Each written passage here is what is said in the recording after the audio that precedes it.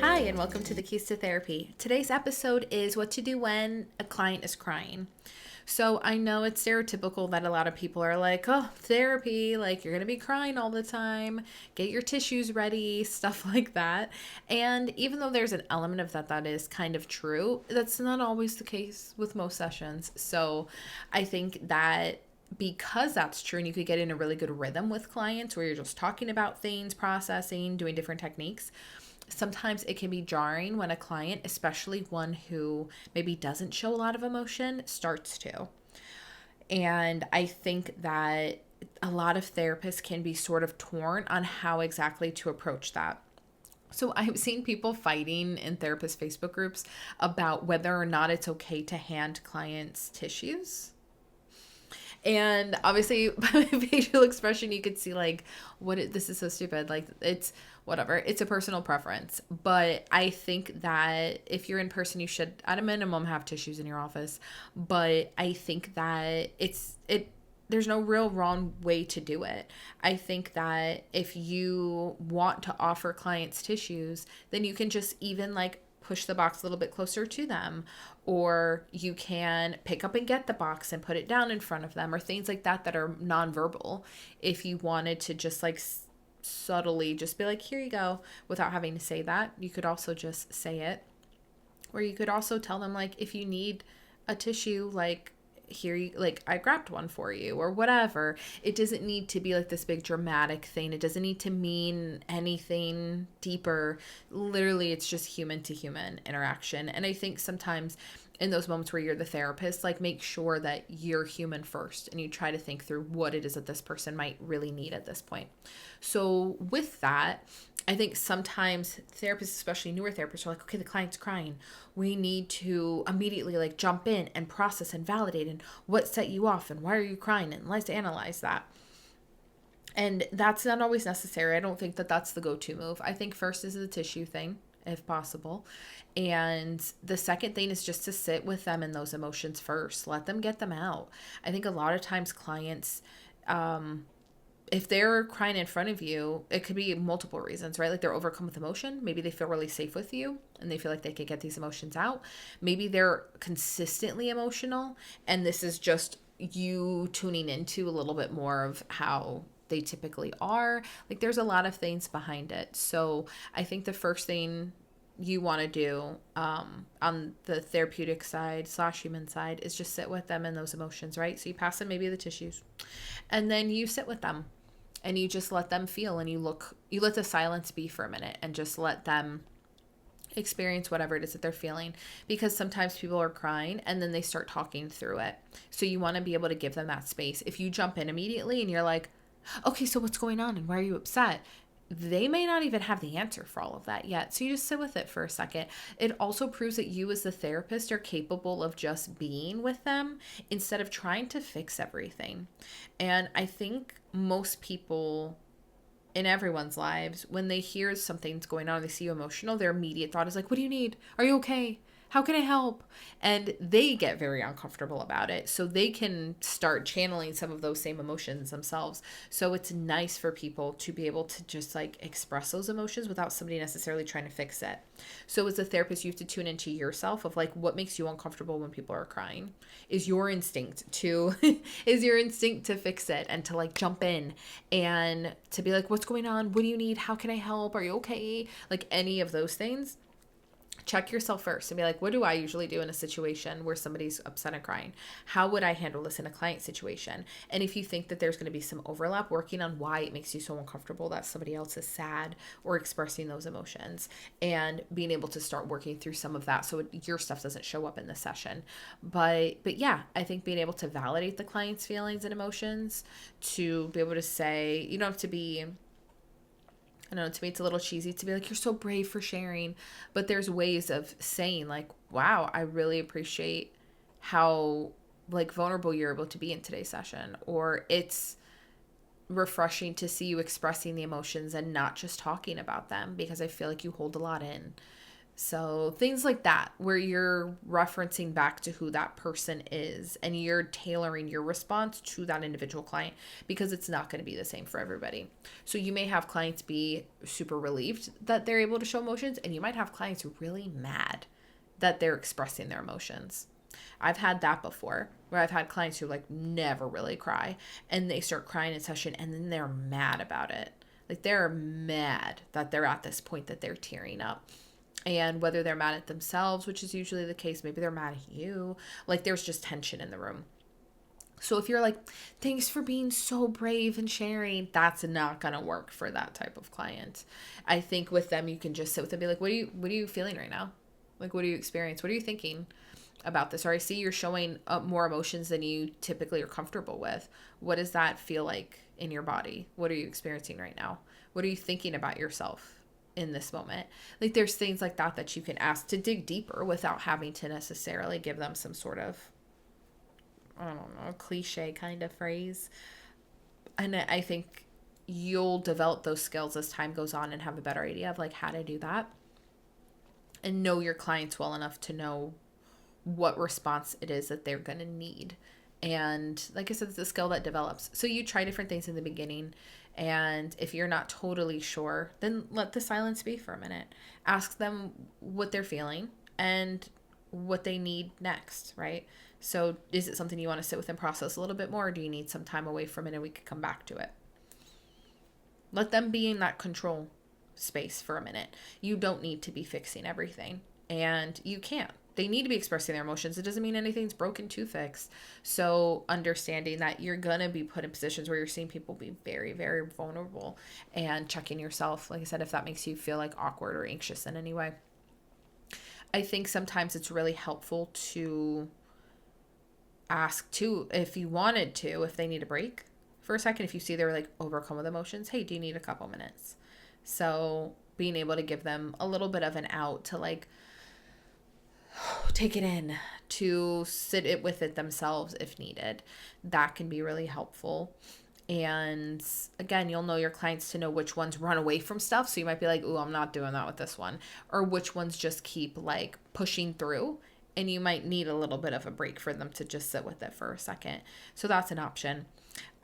If it's something that's on the more severe side and it's feeling more like a breakdown, then we're making sure you're reviewing the safety plan and you're going over some of those things with them in case this is like the start of, or you're just getting to be witness to how deeply hurt they're really feeling.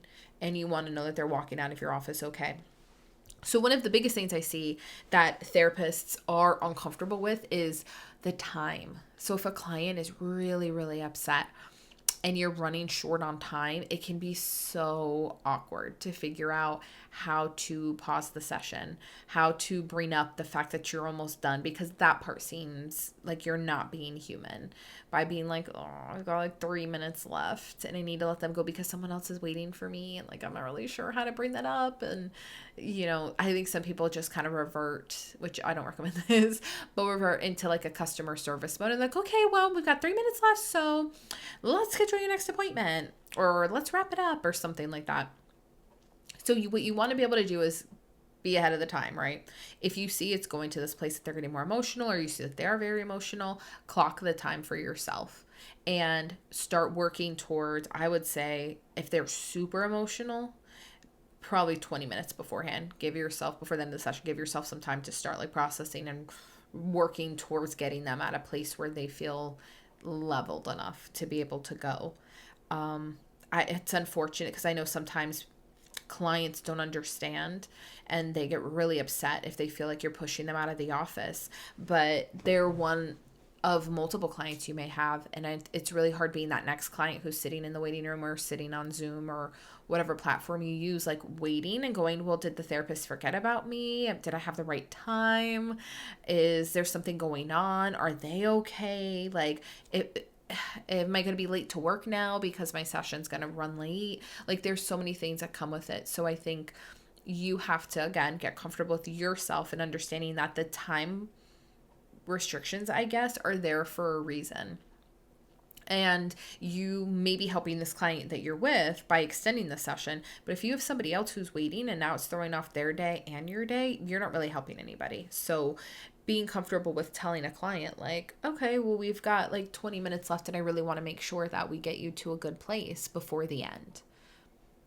You could say something along those lines. I think it can also be very helpful to use that remaining time to ground them in some way. So maybe you're doing some sort of grounding exercise. Maybe you're doing breathing stuff. Maybe you are helping them channel a happy memory. Maybe it's something you're doing with music and you're like, okay, well, let's just like take a minute. Like, what song always puts you in a calmer space, makes you feel better, and you can have them play that.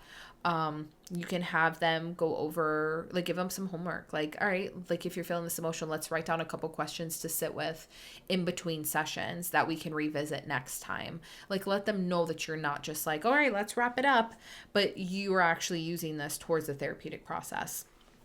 Like I said, reviewing the safety plan, helping them understand, like, hey, if you're feeling this emotional again, what works for you? What do you think could help bring you to a place that you can go to work tomorrow, or you can sleep, or whatever it is that they need or they've got going on.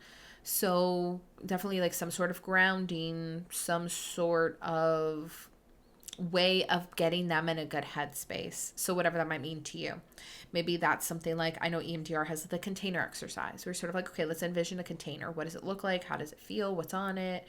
And then you have the client picture putting these emotions into that, closing the lid and putting it somewhere in your office. So maybe it's something like that.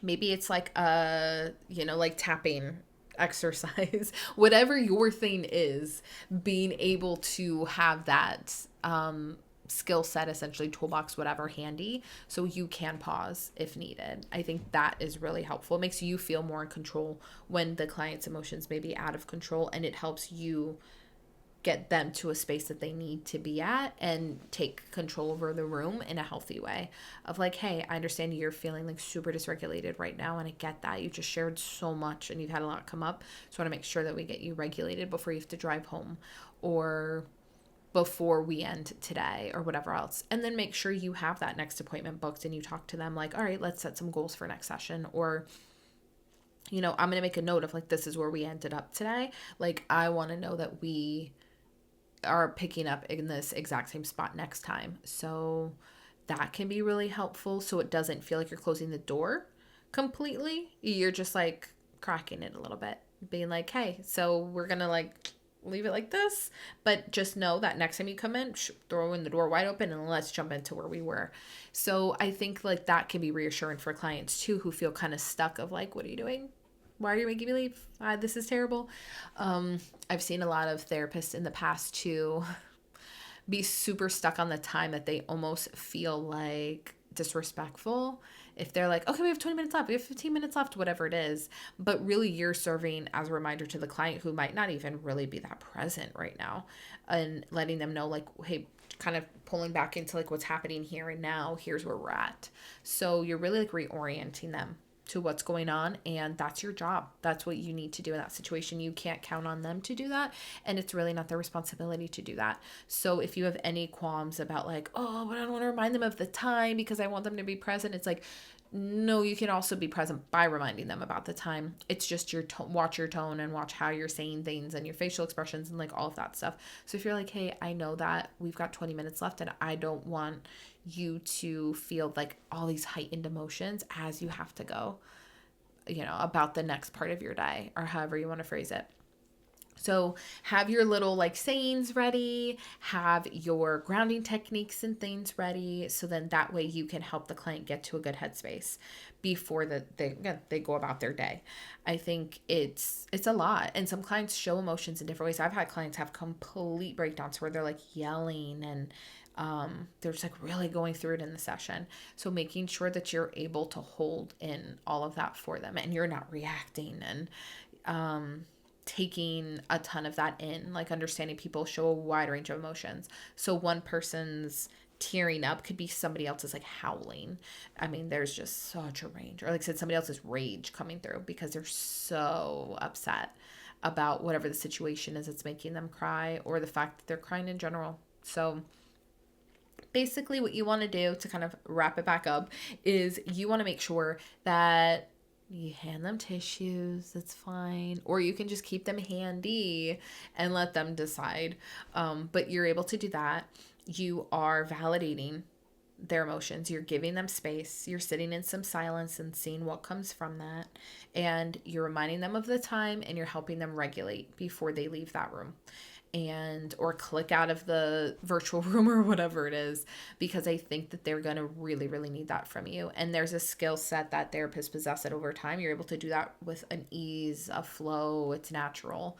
And it's just for the newer people out there, understanding like it is a little intimidating sometimes, especially to see somebody be that vulnerable, but that's what you're here for. So be human first, always be human first, and therapist second.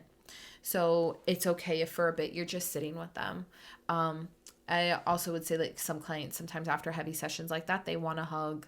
So that's something that you have to think through what your boundaries are for that, but don't ever ask them if they want one. I think that puts a weird dynamic. Like there's already a power dynamic that puts them in a weird spot. So I wouldn't ever ask them. But if they ask you, then you decide what your comfort level is. So if you're like, oh, of course, and you give them a hug, then that's fine. If you're not comfortable with that, then being able to just to state that and just be like, I've got like a strict no like physical contact rule that I have to have with everybody, or if that's the same for everybody. But maybe you're comfortable grabbing their hand. If it's like a no hug rule or something, maybe you're offering some sort of reassurance in a different way. Maybe it's more verbal. Maybe it's, I don't know, squeeze on the shoulder or something. I don't know. Whatever it's going to be for you, figuring out what your comfort level is with that too. Because sometimes when people are that emotionally vulnerable, they're looking for comfort in like a close physical way. So seeing how you feel about that too, and understanding what those boundaries would be before you get caught off guard when they ask you about it. But I think overall, crying, releasing those emotions, it's part of therapy. So being able to understand what triggers you in those sessions, how comfortable you are when you're seeing people crying and upset, and checking yourself to make sure you're not trying to rush the situation, fix it, or anything like that. You're validating, you're sitting with them, you're reassuring them, and you're also just providing that safe space for them. And I think that's the main thing most people are coming into therapy for. So if you're doing that, you're doing a good job. So hopefully that helps. I know it, like I said, it's going to wildly vary depending on the client, their issues, their personality, what their mood is like that day, what level of stress they're under. Is it a specific situation they're upset about, or is it their entire life? Like there's so many factors. But if you can follow like the basic framework that I mentioned, I think you'll be more prepared for whatever comes your way. And then you just tailor it based on the severity of the session and the personality of the client. So good luck. I hope that it goes well for you all, and subscribe to my channel so you can stay on top of future episodes, and I will hopefully see you soon. Thanks. Bye.